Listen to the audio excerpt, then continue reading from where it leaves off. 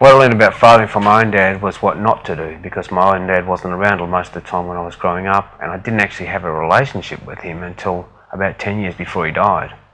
And I think I learned more about fathering from my wife than I did from my own dad.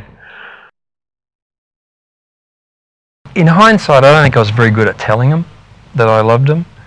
There weren't enough times, like if I could do it again, I would tell them every day. So I know I didn't tell them enough. But I think, to me, it was just being with them and spending time with them.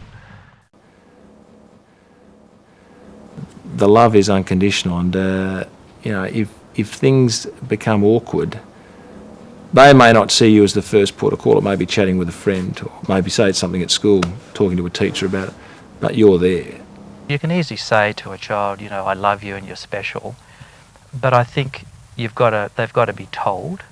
They've got to be told with a hug, a genuine hug, and so that person in this relationship is me. I'm quite unashamed. I hug them all the time. The first time I told my daughter that I loved her was on her wedding day, and I remember when she told me, she just burst into tears. Like it was like she'd been waiting for all those years for me to actually tell her.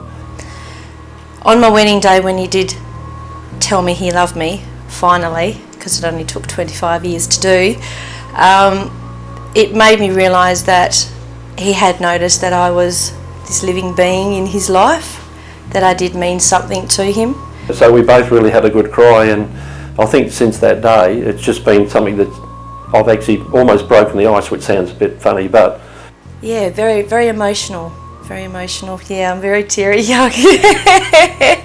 Yeah, it was a very emotional moment. As now, thinking back at that time, makes me teary now, just thinking about, yeah, when he told me.